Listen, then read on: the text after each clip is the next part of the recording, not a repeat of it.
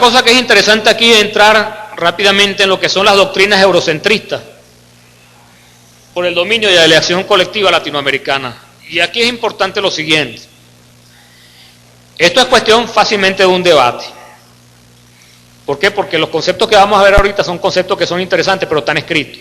Y sobre todo porque, si ustedes se han dado cuenta, en el mundo actualmente hay una crisis de fundamentación doctrinaria. Y por eso que nosotros encontramos que la gente de la izquierda de los años 60 son fascistas hoy en día, junto con los fascistas de hoy en día también. Y vemos que la gente de la izquierda de los años 60 son los más neoliberales que han existido, a pesar de esas corrientes de pensamiento que ellos tanto defendían. Y por eso que vemos gente como Teodoro Pekov, que era de la izquierda venezolana, dice que evolucionó y es el principal privatizador durante el gobierno de Caldera. Y muchos se preguntan, bueno, ¿y por qué estamos nosotros hablando de esto? Porque estamos hablando de política.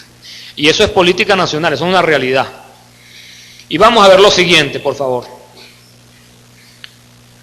A mí me llamó mucho la atención que Carlos Marx escribiera un escrito con el Libertador, contra el Libertador en 1857. Y siempre me llamó la atención por qué Carlos Marx y el señor Hegel, a pedido de un editor norteamericano para escribir la enciclopedia norteamericana, escribe tamañas palabras como esto en un documento bastante extenso que se llama Bolívar y Ponte, y lo pueden buscar en internet porque está traducido, es el nombre, Bolívar y Ponte, donde él hace esta serie de definiciones sobre el Libertador. Pero entendemos una cosa, el Libertador potenció el concepto del Estado Nacional. Para la teoría de Carlos Marx, el Estado-Nación es un impedimento para el logro de sus objetivos, y es por eso que esos ataques se concentran precisamente en la idea del concepto del Estado Nacional. Y es por eso que, aunque ustedes no lo crean, la globalización está basada en la teoría marxista. La manipulación nos lleva a pensar que nos dicen o nos dan epítetos a nosotros cuando vemos que el mundo globalizado, la economía globalizada está basada en esos principios. Por favor. La primera internacional nace en 1864 y va a morir en 1870 en los Estados Unidos, para que ustedes vean. La primera internacional va a morir por las contradicciones y la confrontación entre parte de sus fundadores, que Carlos Marx, y precisamente Mikhail Bakunin, que es el padre del anarquismo. Va a volver a relucir, a renacer en la llamada Segunda Internacional, a partir en París en 1989, y va a morir en 1914. Pero esa Segunda Internacional va a dar origen a lo que se llama la socialdemocracia. Son los padres fundadores de la socialdemocracia. Y va a tener dos elementos importantes, tanto Carlos Marx por un lado como Lenin, y va a haber dos corrientes de pensamiento, los reformistas y los revolucionarios. ¿Por qué muere la Segunda Internacional? ¿Por qué muere la socialdemocracia o la Segunda Internacional, por decirlo así de alguna manera? Porque va a producirse una discusión en el seno, previo a la Primera Guerra Mundial, donde los revolucionarios dicen que no pueden apoyar la guerra que está en puertas en Europa, porque dicen que es una guerra capitalista, y evidentemente es una guerra entre primos y hermanos, porque todos los monarcas europeos, principalmente el zar Nicolás de Rusia, el Kaiser de Alemania y el rey de Inglaterra, son nietos de la reina Victoria, y es simplemente un reacomodo de intereses entre ellos. Por eso que de alguna forma en Rusia, el Partido Socialdemócrata de Rusia se opone a la entrada, a apoyar la entrada en guerra. Y por eso es que Carlos Marx y la gente de los reformistas deciden apoyar a sus respectivos gobiernos, y por eso que muere en 1814 la Segunda Internacional. Esta va a renacer en el proceso de la Revolución Rusa. Y el Partido Socialdemócrata ruso va a tener dos corrientes a su vez internas, el llamado de las mayorías y la corriente de las minorías. La mayoría en el Partido Socialdemócrata es los llamados bolcheviques y las minorías es la llamado mencheviques. Y para que ustedes vean el proceso de la Revolución Rusa, los mencheviques van a apoyar la creación del ejército blanco que pretende restituir al poder al zar Nicolás II de Rusia, en contra de las mayorías o los bolcheviques para aquel momento. Y un importante miembro de la minoría no es otra cosa que un personaje que va a jugar un papel muy importante a lo largo del tiempo, que es León Trotsky. Entonces vamos a encontrar algo también que es interesante. La Tercera Internacional, que nace a partir de 1919, va a morir en 1943 a petición de los aliados al gobierno de la Unión Soviética para apoyarla en su guerra contra Alemania. Ella tiene que desarticular precisamente la Tercera Internacional. Pero cuando muere Lenin en 1924, debemos recordarnos que León Trotsky es el jefe del Ejército Rojo, es como decir el ministro de la Defensa para aquel momento. Pero empieza entonces una contraposición doctrinaria, una lucha interna que va a ser muy cruenta en el tiempo. Es la posición de Stalin y la posición de Trotsky dentro del seno de la Revolución Rusa. Stalin plantea primero la revolución en un país, mientras que Trotsky plantea expandir la revolución a todo el nivel universal.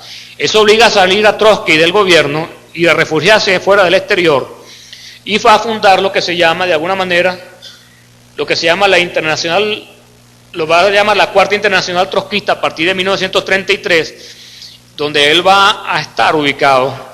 Y esta Internacional Trotskista va a sentar las bases, o va a emerger, o va a estar dentro de los partidos de la socialdemocracia en el resto del mundo.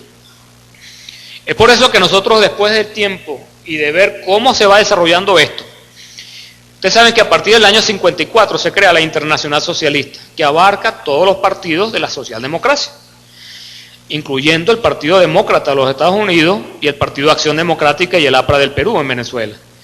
Pero los partidos socialdemócratas, en su mayoría en el mundo, son de tendencia trotskista, que están en el mundo occidental. Y entonces que nosotros llegamos a la siguiente pregunta.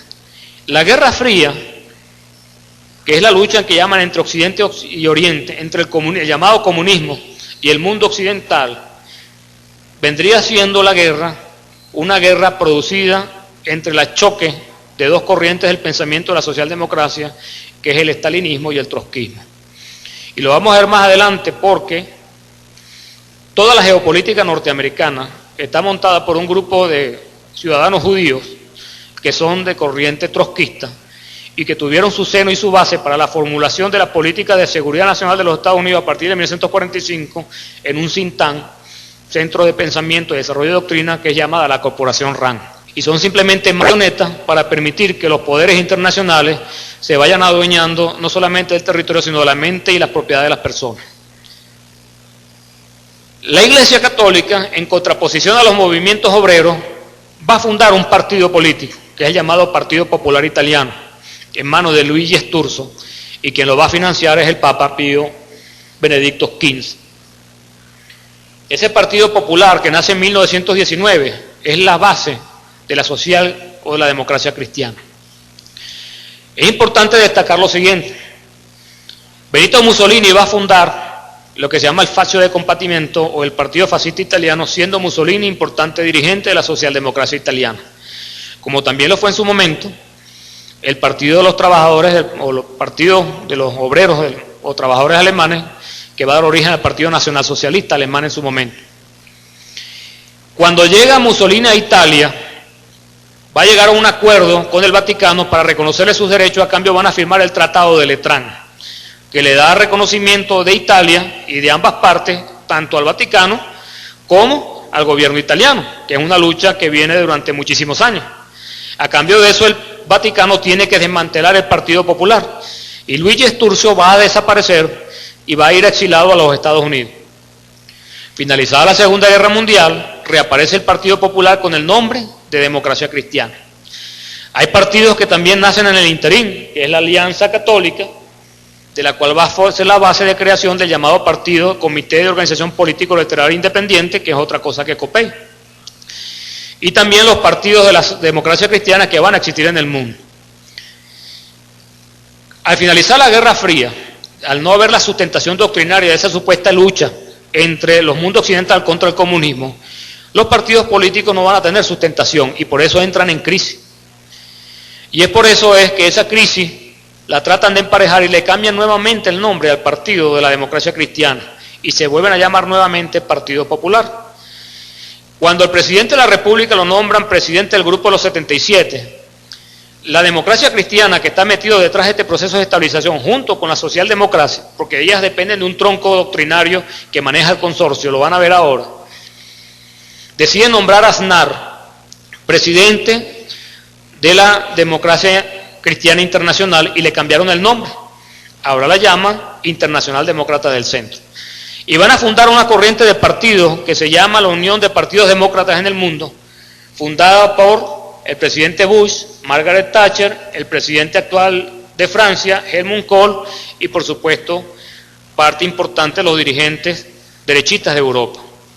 Y van a participar todos esos partidos: el Partido Justicialista Argentina, Partido Conservador Colombiano, Acción Democrática Nacionalista de Bolivia, y encontramos que los presidentes de América Latina en su mayor parte son de la ultraderecha, pertenecen a este movimiento corriente político y están emparentados con el Opus Dei.